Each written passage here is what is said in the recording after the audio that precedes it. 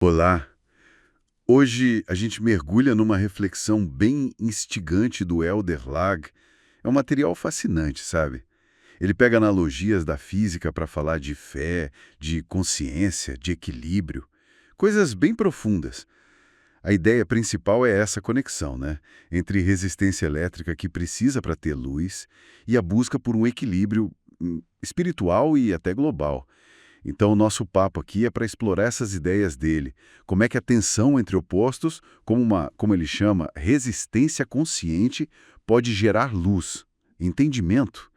Isso vai na contramão do ego, da divisão que a gente vê tanto, né?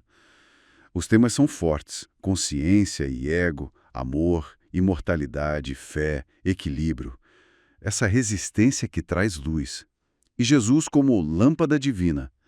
Tem uma frase que já dá o tom. Assim como na física, onde a luz só nasce do equilíbrio entre positivo, negativo e resistência, prepara o terreno, né?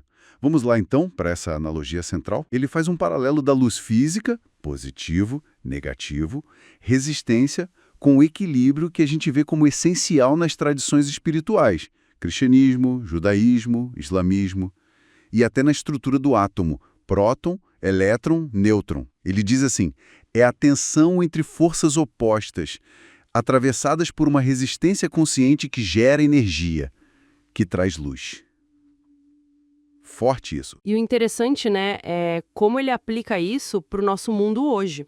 O texto sugere que as potências mundiais, ele cita América, China, Rússia e até religiões em conflito, agem como esses polos opostos.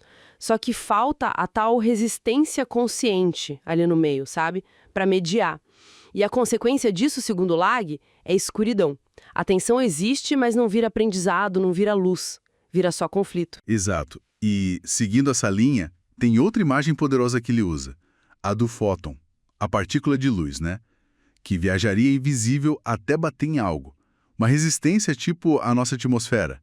Só aí ela se torna luz visível para a gente. A frase dele é direta.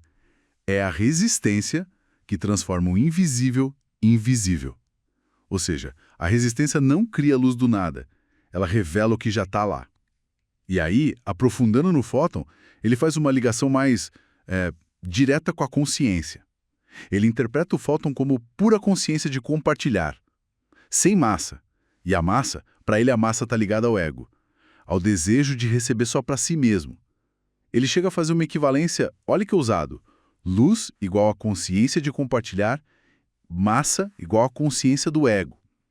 É como se o universo físico espelhasse estados de consciência. Sim, e a implicação que ele tira disso é bem radical. Ele sugere que se a gente, como humanidade, superasse o ego coletivo, se a gente imitasse essa leveza do fóton focada só no compartilhar, a nossa própria percepção de tempo e espaço poderia mudar bastante. Ele até fala que o futuro que a gente busca poderia virar presente de alguma forma. E tem uma crítica ali, né, meio velada talvez, aos físicos, por focarem muito nas fórmulas e talvez esquecerem o papel da consciência nisso tudo. Isso leva a gente a olhar diferente para coisas bem antigas, né? Tipo, amar ao próximo como a si mesmo. O Lagoa apresenta isso não só como moralidade, mas quase como uma tecnologia para ir além das nossas limitações. Ele também fala da imortalidade dos nossos átomos, que estão por aí há bilhões de anos, né?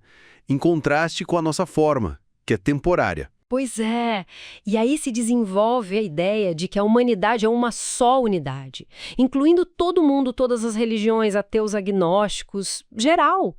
Esse jogo de ficar separando em certo e errado seria um desvio dessa unidade básica. A própria luz de Deus ele compara com aquele momento de descoberta científica, sabe? O ahá, o insight. E ele defende que a união, mesmo com quem a gente considera inimigo, traria avanços enormes. Como ele diz, o mundo vindouro será o nosso mundo aqui e agora. E com isso, a gente chega na metáfora final do Elder Lag. Jesus como a lâmpada sagrada. Nessa visão, Jesus seria o condutor, o recipiente específico que deixa a luz divina, essa consciência de compartilhar, se manifestar aqui, no mundo físico, igualzinho uma lâmpada comum, que permite a eletricidade virar luz que a gente vê. Exatamente. E o texto vai fundo nisso. A crucificação é vista não só como morte física, mas como símbolo da morte do ego. Ele associa isso à árvore da vida, que tem a ver com ser, com compartilhar, em oposição à árvore do conhecimento do bem e do mal, que ele liga ao ego, à separação. Jesus seria então o exemplo máximo desse recipiente que manifesta a luz. A mesma corrente elétrica universal, ele argumenta, pode gerar frio num refrigerador ou calor num aquecedor. Depende do aparelho, do recipiente.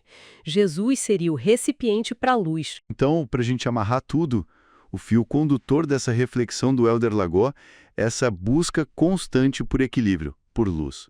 Isso passa necessariamente por superar o ego e por adotar o que ele chama de resistência consciente. É uma tentativa de unir física e espiritualidade, né? Reforçando que está tudo conectado e que o ato de compartilhar tem um poder transformador imenso. Sim, o que deixa a gente com uma provocação final, talvez, para pensar.